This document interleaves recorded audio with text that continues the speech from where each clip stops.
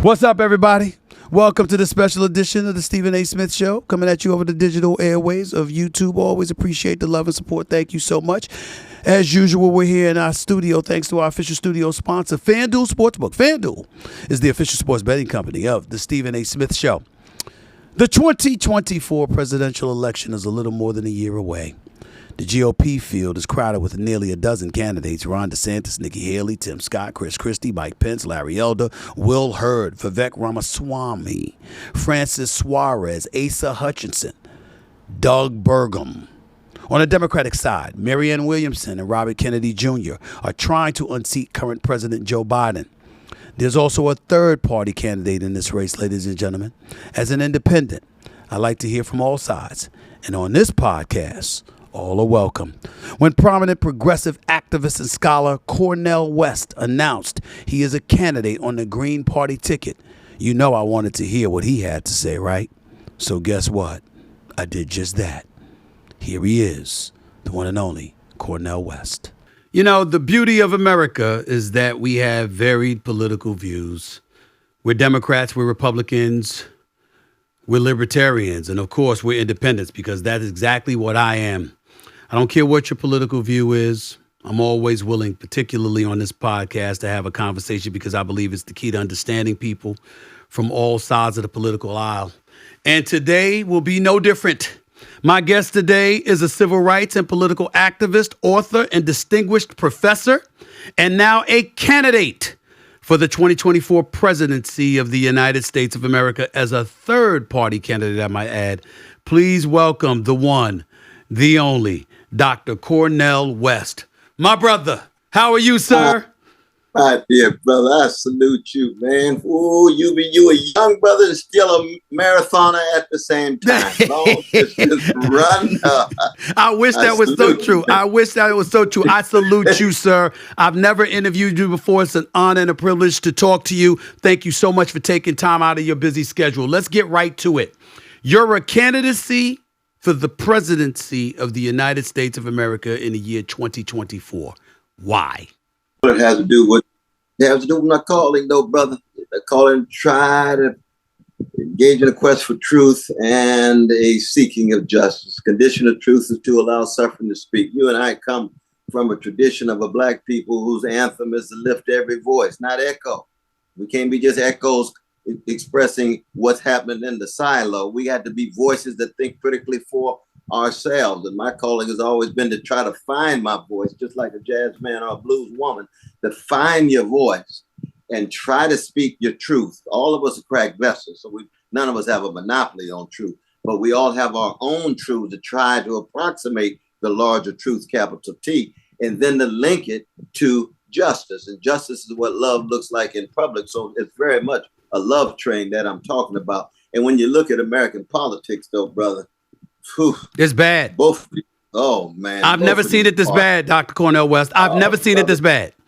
You're right. It's a low moment, man. It's mediocrity, milquetoast, mendacity, levels of corruption, and people just lying. Both parties, both tied to big money, both tied to a next election. And none of them are speaking to the need of those sly stone called everyday people, of poor and working people. 63% of our fellow citizens living from paycheck to paycheck every month, man.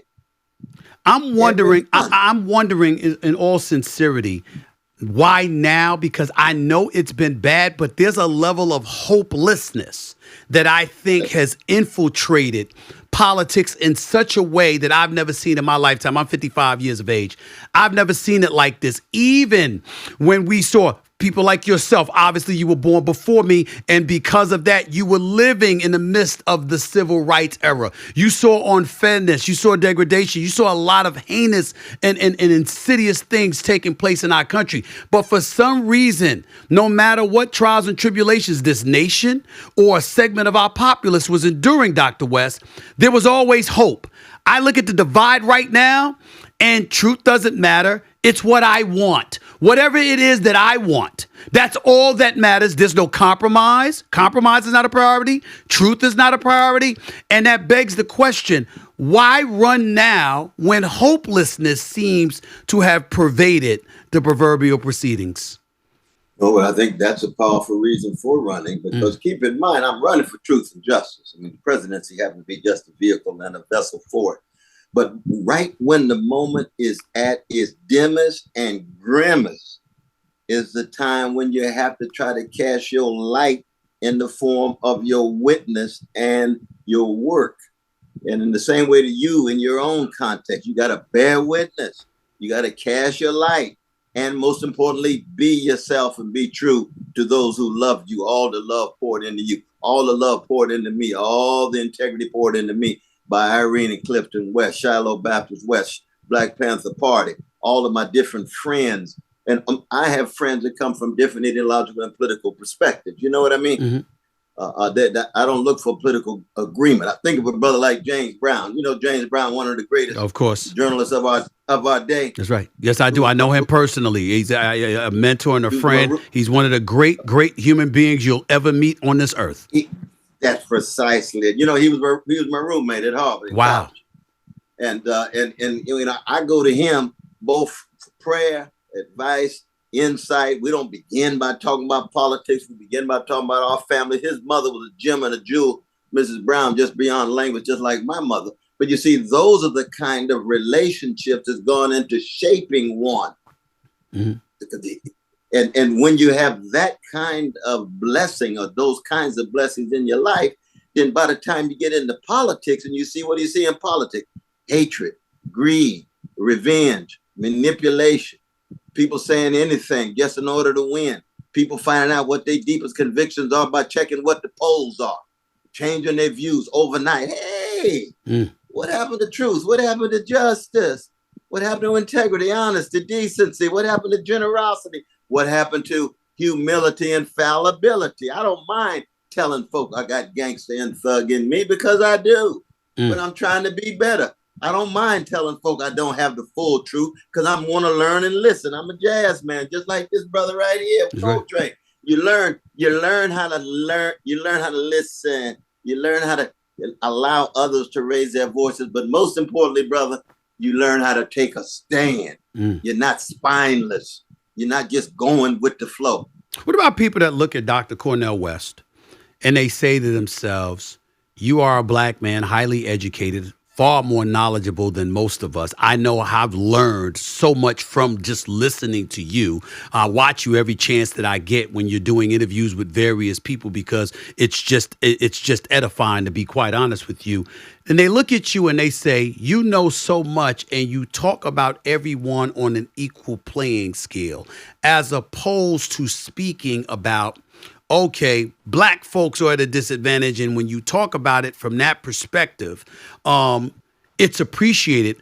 When you talk about other folks who have suffered, some people have said, Dr. Cornel West, what about us? What about us? What about us? What do you say to that, particularly in this day and age when we're witnessing the times that we're witnessing in, and the overturning of Roe v. Wade, the college admissions issue with the Supreme Court, and race being omitted as a consideration, and all of these other things that people point to, and they look at you and they feel like you're supposed to take a different position than you have taken. How do you respond to that? Well, one is, though, brother, you can't talk about integrity for me unless you talk about moral consistency. Yes, sir. Now, I'm also a revolutionary Christian. That's right. I'm a follower of Jesus of Nazareth. What does that mean? That means that all people, everybody has the same significance. They're made in the image of a great God. I don't care what color you are, what gender, what sexual orientation. I don't care what national identity you are from. You have the equal status and significance. So I'm trying to love everybody, but I begin on the chocolate side of town.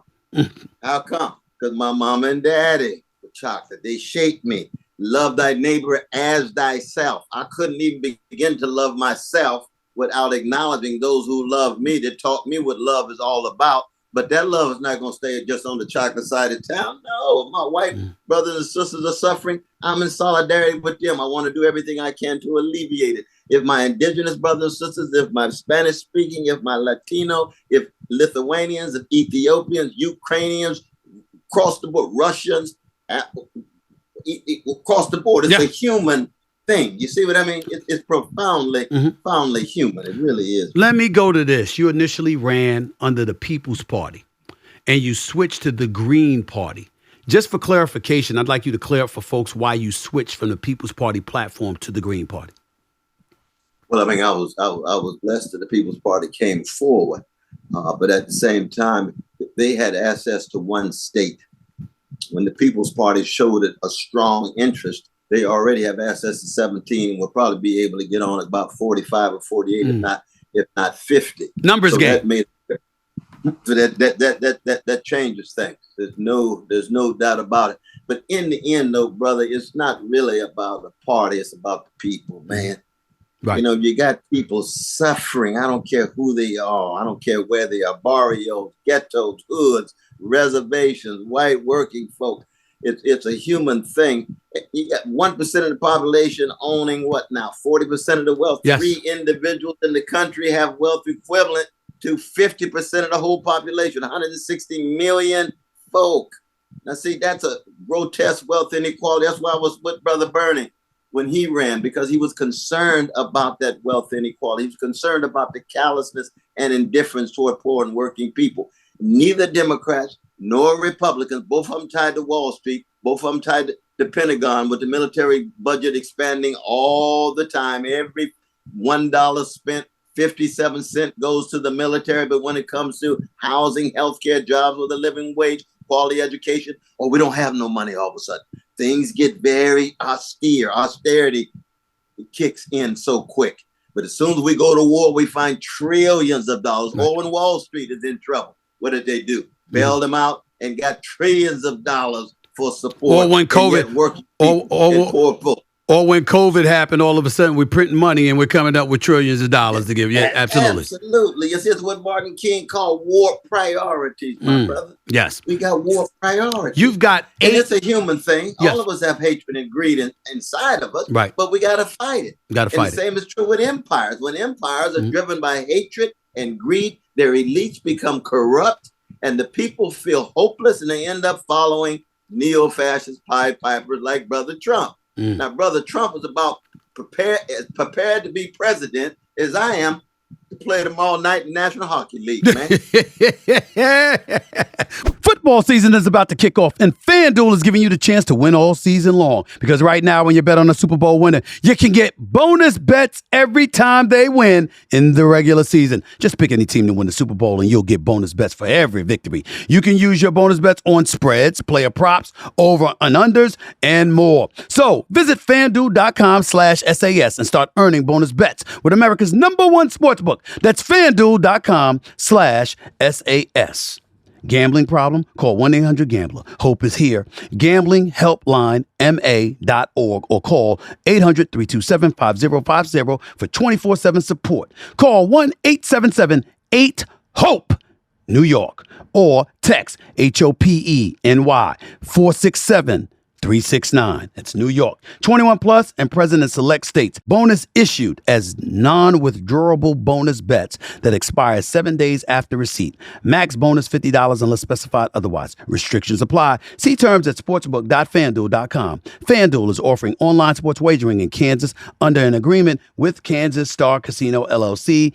Gambling problem? Call 1-800-GAMBLER or visit FanDuel.com/RG. 1-800-NEXT-STEP or text NEXT-STEP, NEXT-STEP to 53342. 1-888-789-7777 or visit ccpg.org/chat. 1-800-9-WITH-IT. 1-800-522-4700 or visit ksgamblinghelp.com. 1-877-770-STOP. It's Louisiana. Visit www.mdgamblinghelp.org. That's Maryland. 1-800-522-4700. West Virginia. Or visit www.1800gambler.net. We're talking to the great Cornel West, Dr. Cornel West, right here with Stephen A. and the Stephen A. Smith Show. You got 8 policies that you're running on, Dr. West. Let's go through a few of them as quickly as we possibly can, please, sir. You've been a harsh critic of President Joe Biden during his time as a senator. Why do you think he shouldn't be reelected as president? Well, I think Brother Biden has been associated really with 2 ugly crimes against humanity. One is massive incarceration. Yeah, it really is. And he had about 4 of them. Both with Strom Thurmond before And then the big crime bill of 94 is 81, is 84, 86, 91, and then 94. And you see the impact. I've been teaching in prisons, brother, for over 40 years, man. And I love my brothers. And some of the brothers have done some things that's ugly and vicious, and they needed some time off. Others were innocent, but they're human beings. And to have them locked up in these warehouses are forms of barbarity that I cannot accept. And for him to be the architect of that, and nobody to really want to talk about the afterlife, the impact of the lives of families as well as those brothers, to me is just wrong. But the other one was the invasion and occupation of Iraq. Over half of me in Iraqis died. For me, an Iraqi life has the same value as any other human life. I agree. I'm the last human being that believes that, hey, Palestinian life has the same as the Israeli life. A Russian life has the same as the Ukrainian life. That doesn't mean that Russians can't be gangsters. It doesn't mean that Israelis can't be gangsters, the Palestinians can't be gangsters, the Ukrainians can't be gangsters. But we have to have a moral and a spiritual compass. And that's all that I'm trying to bring. But Dr. West, hold on for a second. Because let me play the advocate here, and I don't want to use the devil's advocate, but I think it's appropriate here. There are some devils in leadership positions in this world. I mean, people who have no love, no soul, no spirit. They don't give a damn. And you do have folks in America, some of us, that believe in peace through strength, that if you go to them and you try to appeal to their better nature, it's non-existent and you'll get run over. What do you say to people who would listen to Dr. West and say, sir, that's very ideal, that's altruistic, that's really, really nice, but there's no way on earth that that's going to work if you are the leader of the free world? What do you say to that? Well, I say that they're certainly right about human wretchedness. As a Christian, I'm tied to a thick doctrine of sin in terms of our fallenness and our finitude. But we're not just wretched, but we're also wonderful in the sense that we can change. We're wonderful in the sense that we can be transformed. We can be made better. It could be divine gifts of grace. It could be through education. It could be through love. It could be through friendship. There's various ways that it could be through listening to a love supreme. The right kind of music and the art can actually tame your soul and transform how you view the world. So the wretchedness and the wonderfulness go hand in hand. But I will not and ever will never forever succumb to a wholesale pessimism. Retail pessimism is fine.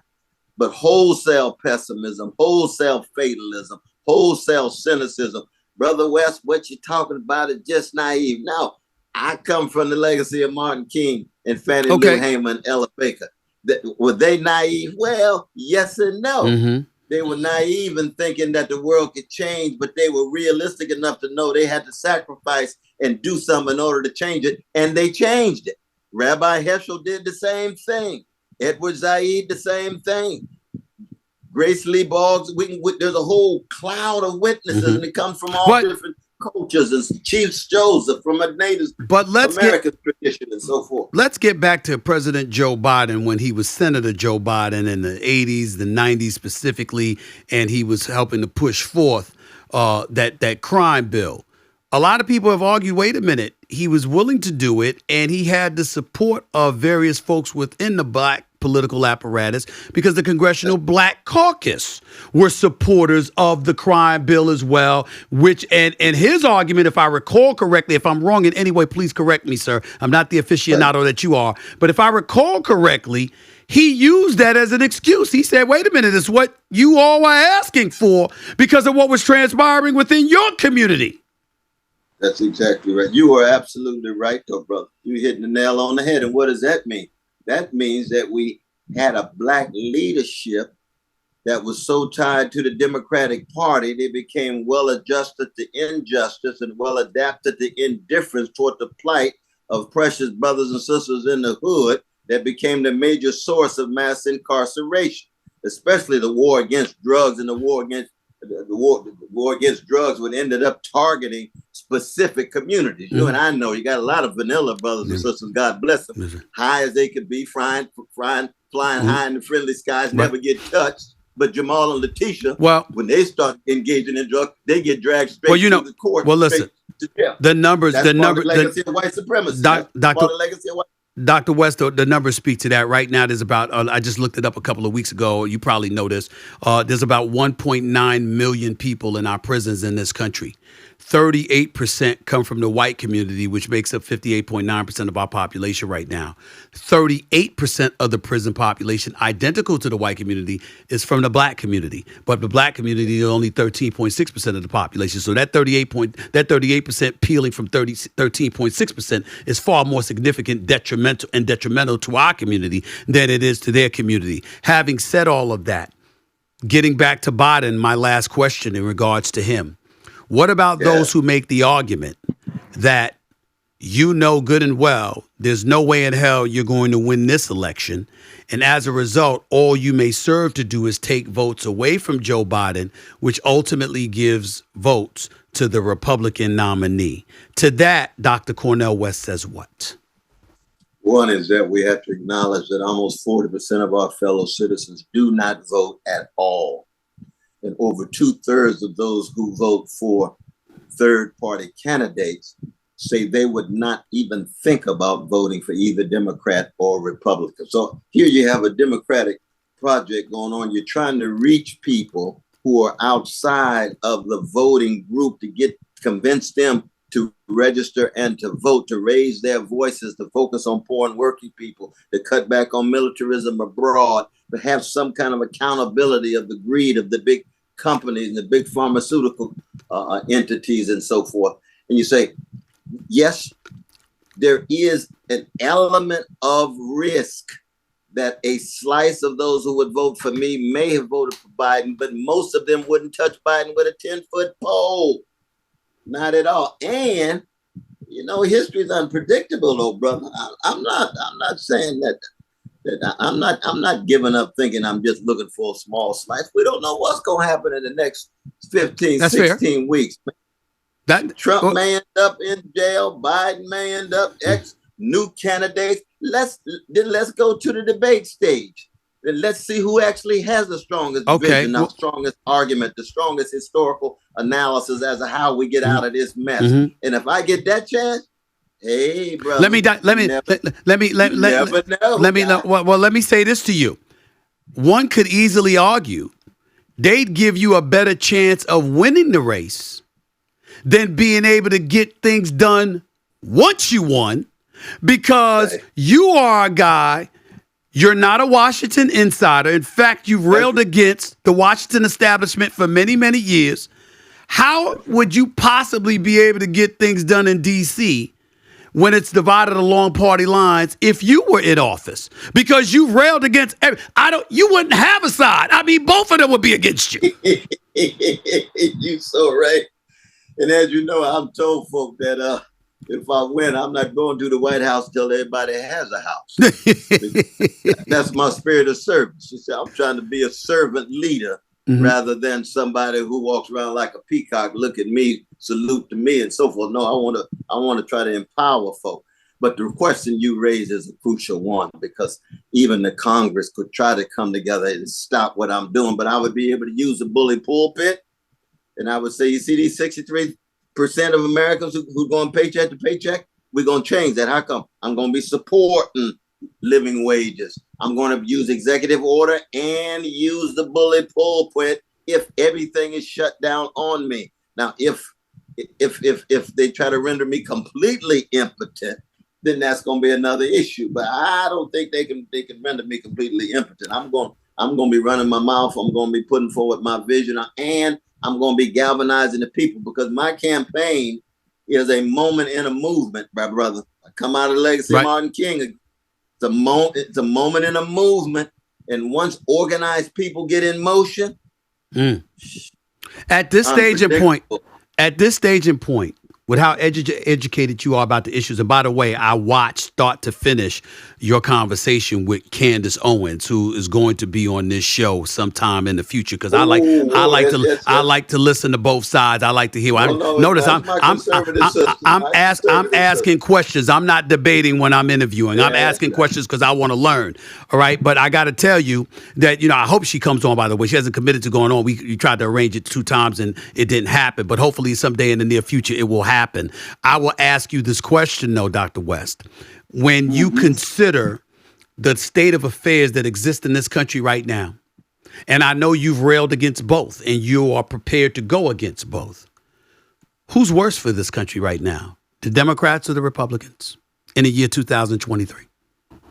Well, you see, you have to look at it both in terms of the country and the world. Okay. Because there's no doubt that Trump is leading us toward a second civil war. There's no doubt about that. And trying to undermine democratic procedures and so forth. Biden is leading us toward a third world war with possible nuclear exchange between Russia and ourselves, what I call the proxy war, crushing our precious Ukrainian brothers and sisters in the middle. And so if our choice is between a third world war and a second civil war, then we got to find another way, my brother. We got to find another way. But respectfully, that still doesn't answer my question. Which one's worse? I would say the world war. Because a civil war would live a lot of bloodshed and stuff like that. But there's the probability of survival. A nuclear war, there ain't no surviving that.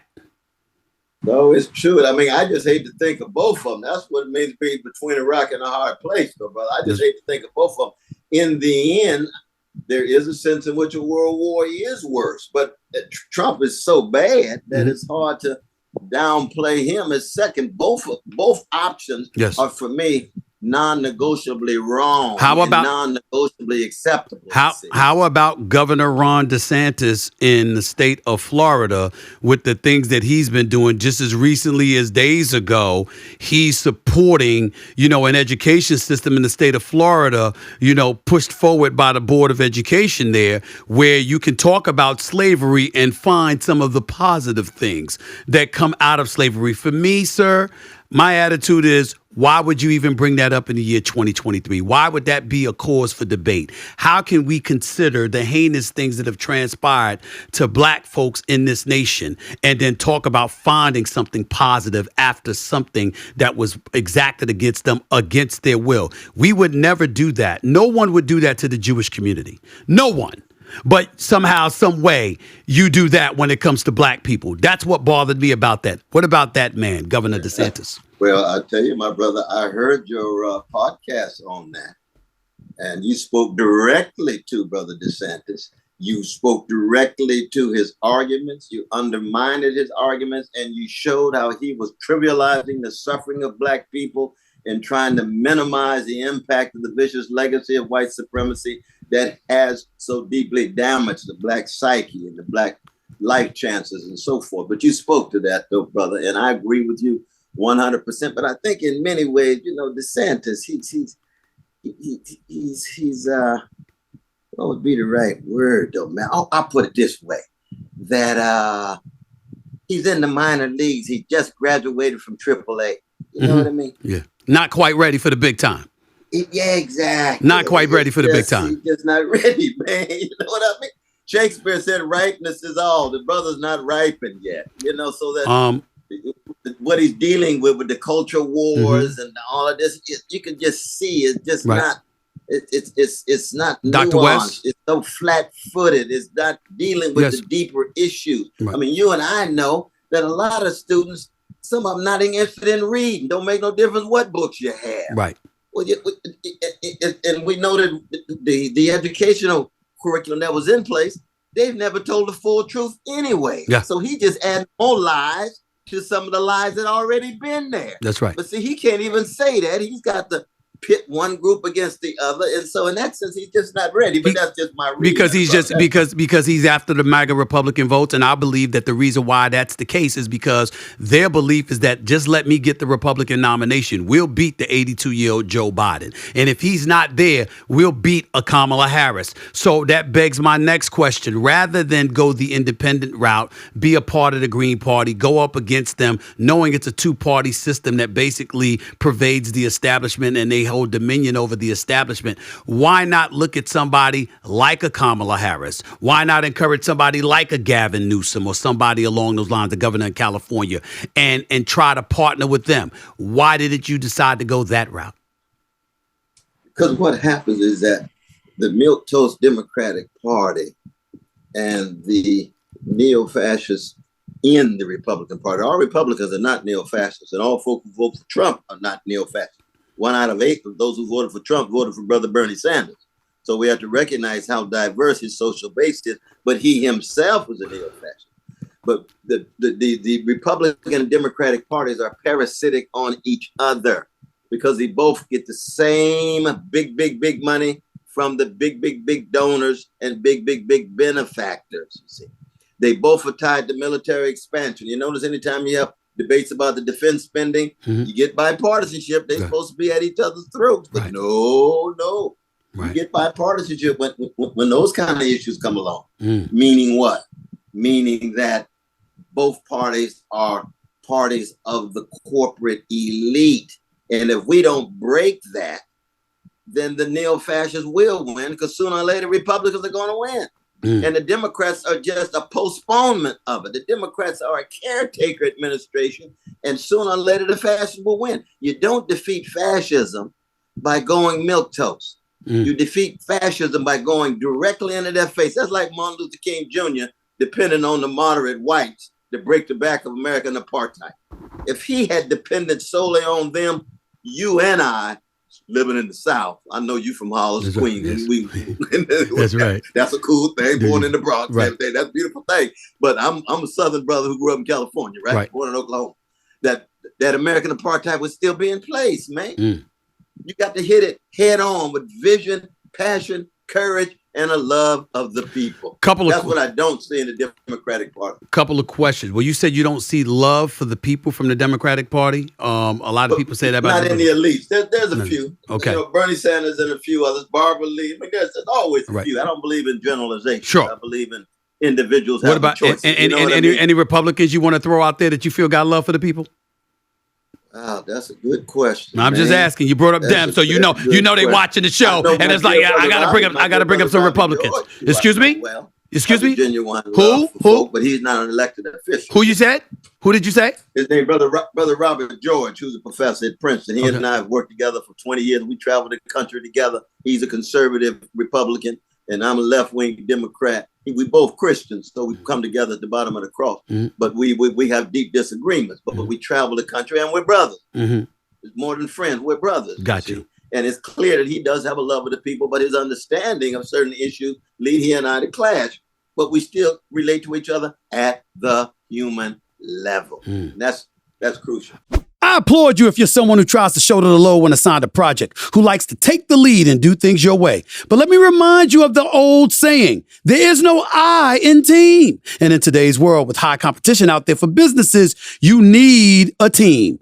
But there is an I in Indeed. And when you're hiring, you need Indeed. Indeed is the hiring platform where you can attract, interview, and hire all in one place with powerful tools to help you do it all. One of the things I love about Indeed is that you can reach out directly to those top candidates it identifies for you. And candidates you invite are 3 times more likely to apply to your job than candidates who only see it in search, according to U.S. Indeed data. That's why more than 3 million businesses rely on the power of Indeed. Start hiring now with a $75 sponsored job credit to upgrade your job post at Indeed.com/SAS. Offer good for a limited time. Claim your $75 credit now at Indeed.com/SAS. Just go to Indeed.com/SAS and support the show by saying you heard about it on this podcast. Indeed.com/SAS. Terms and conditions apply. Need to hire? You need Indeed. Are there any commentators, pundits on the right that you feel that way about, that we see on TV, that you think that when we're looking at them, we should say, hey, they've got a love for their people. They just think a little bit differently than somebody like yourself? Boy, that's a beautiful question, my brother. I've never been asked that question before. Who would be some of the right-wing folk who actually have a... I asked that because I saw you again. I saw you talking to Candace Owens. So I'm like, I'm Yeah, thinking no, about... absolutely. Because I believe in being in dialogue with everybody. Right. I really do. And they're human beings. And I think I can learn from everybody, no matter how wrong I think they are. Right. But the pundits on television... Yeah. I think part of the problem is, man, it's hard to get independently minded brothers and sisters of any color like yourself, because the companies tend to be able to make more money by sensationalizing the conflict rather than trying to engage in mature discussion. So it's hard to keep track of some of the right-wing brothers on television or right-wing sisters on TV. I know them in private life, but not that many on television. Got you. Really, I'll tell you something right now, and I appreciate you saying that. Thank you so much. I'm not the aficionados that most people are, but I know this much. I'm even-handed. I'm fair-minded, and I say what I feel, and I don't fall along party lines. If I believe something, but if you correct me because your knowledge is superior and you bringing me facts, I'm like, yeah, that's a damn good point. I'm going to sit up there and I'm going to think about that. I'm going to go in. But I'm proud of, especially on the left, the Dr. Michael Eric Dyson's, yourself, Roland Martin, I give a lot of love to. You know, Joe Madison on SiriusXM, Karen Hunt on SiriusXM, people like that I have profound respect for, and I see what they're doing. Folks on the right, Sean Hannity, I've known for years. I think he's crazy. I don't agree with 80% of the stuff that he does, but I don't think he's a bad person. I know him personally, and I think of him differently than I would think of some other people that I've seen on the air. You just have some folks on the right, and I often joke when it comes to a guy like Sean Hannity, if a Republican shot somebody in the middle of the street in broad daylight, the first words out of Sean Hannity's mouth was, the Dems did it first. That's him. He's always thinking about the Dems and what the Democrats are getting away with, and that's his fixation. But that's just the way it goes. Having said all of that, going back to you, have you considered who your running mate would be? Is it Bernie Sanders?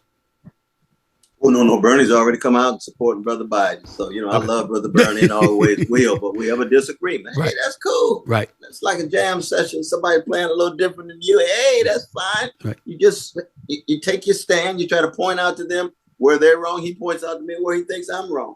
But no, it wouldn't be Bernie. I would have to think and pray on that, though, brother. I really would. But there's some quality folk out there. But most importantly, what you were saying about what you try to do is the bottom line. And that is people who say what they mean and mean what they say. Yes, sir. People who have character. We're not talking about perfection. Yep. Integrity. Yes. That's the crucial thing. That's what is hard to find these days. Because everybody's for sale and everything is for sale. The market mentality is taking over, man. Yeah. It's taking over. It's cream. And that comes out of Staten Island. Yeah. Question for you. No doubt. Yeah. You know what I'm saying? Cream, get the money. Dollar bill. Yes. Cash rules everything. There's a cash rules everything around me. There we go. I understand. Your family, wife, kids, how do they feel about you taking this plunge? Not crazy about it, brother. They are? They're not crazy. Oh, yeah. That's what I was at. I was getting ready to say. They're not crazy about it. Explain. What did they say to you? What did they say to you? They don't want you to get killed. We live in a very violent society, though, brother. You know what I mean? I already lived under death threats since 1993, so it just intensifies all the time. So that you could imagine people who love me say, it ain't worth it. This really got to be a serious calling, though, because a whole lot's at stake in that regard. And yet at the same time, my wife is playing a fundamental role. Anahita has been marvelous and magnificent in the campaign because she believes in my calling, but she's not crazy about the particular manifestation of that calling.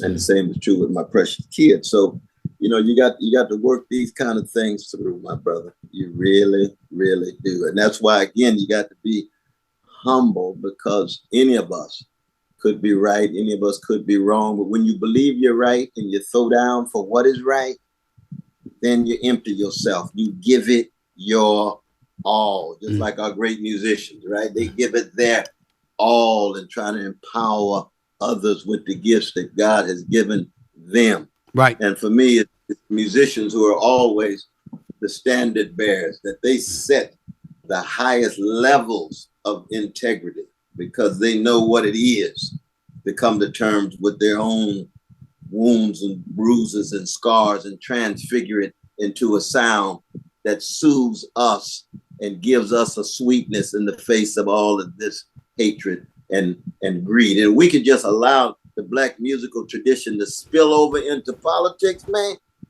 Ooh, do you know what it would be like to have last spirit in politics? Yeah. Oh, last couple of questions. A few years ago, we had a Black man in the presidency from 2008 to 2016 named Barack Obama. Black community loved him.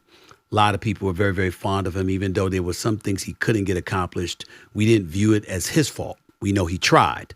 And we understand the political apparatus that exists on Capitol Hill and the kind of roadblocks and impediments that they can provide to derail your aspirations and ultimately your success.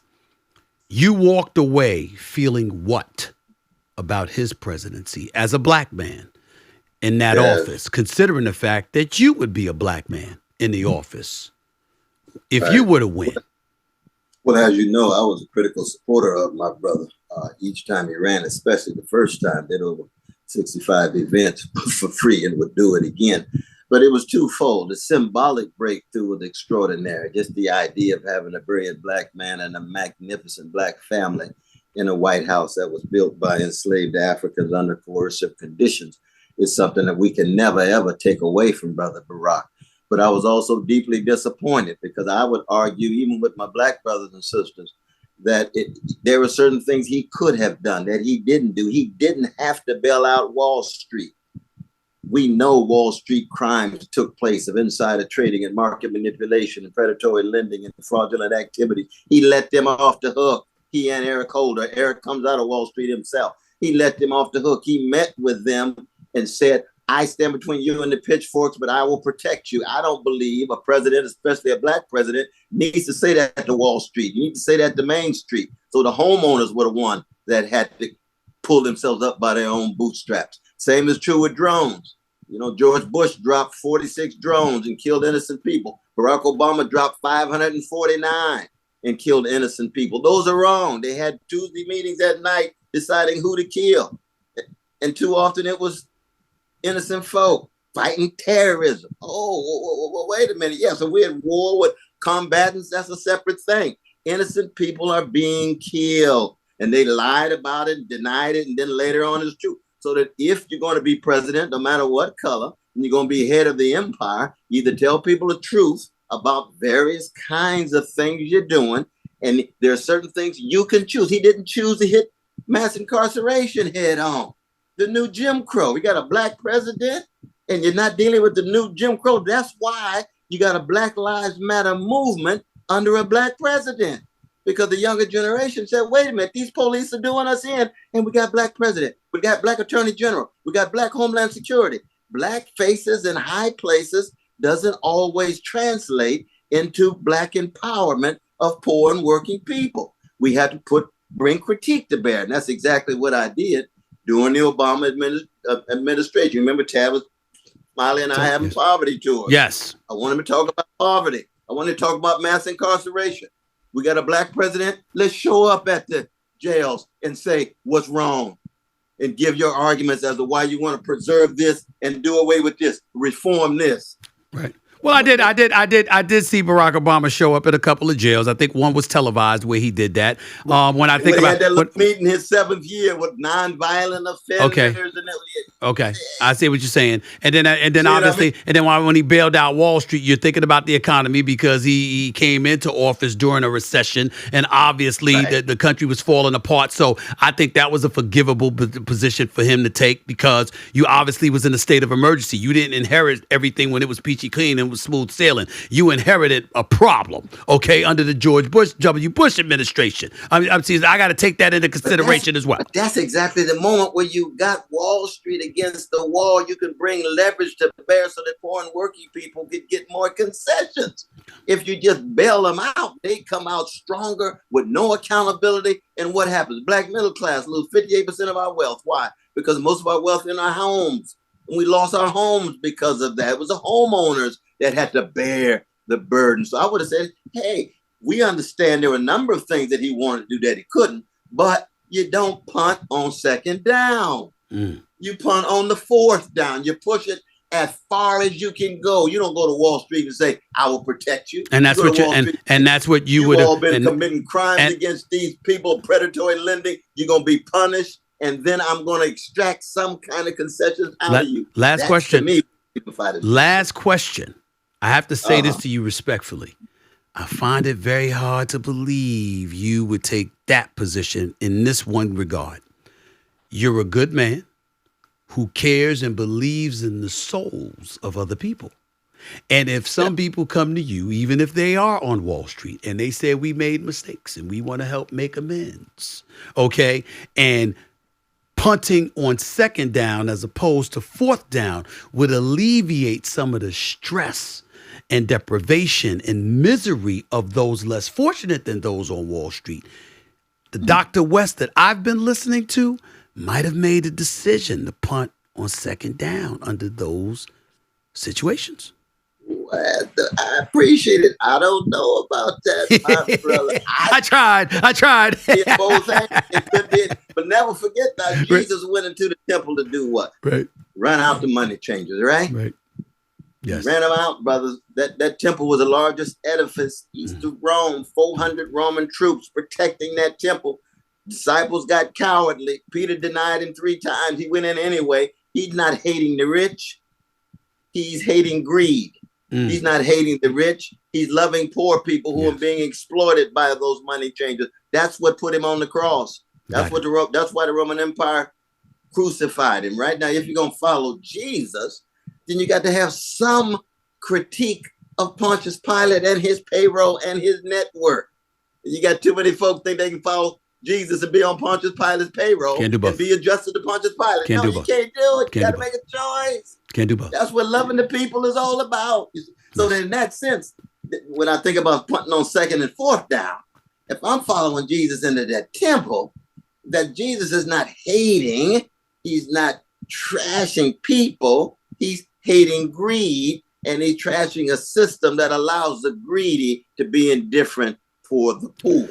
That to me is what it means to punt on fourth down. The reason why we still got to punt on fourth down is what?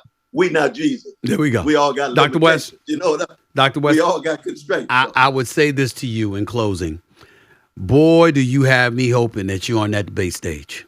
That you're on that debate stage as the third party candidate going against the Democratic and the Republican nominee, because I think it would be incredibly compelling television, radio, etc., everything in the digital stratosphere, everything for folks to see. And obviously you would use that quote unquote bully pulpit to make sure you shine the light on illustrating and punctuating the very, very points that you brought up. I really, really appreciate your time. Honored to sit here and talk to you. Thank you so much for taking time out of your schedule to sit here and talk with me as well. It is an honor to talk to you, sir. Thank you. Brother, the blessing and joy is mine, and just stay strong, man. But your integrity, being true to yourself and your mama and daddy and all those who loved you and shaped you. Stephen A. Smith, standing tall with a smile and style. Hey, thank you. That's what it's all about, my brother. That's what it's all about. All love. Thank you so much. Deanna was all mine. Take care of yourself. Enough, man. Same right here. on. All right.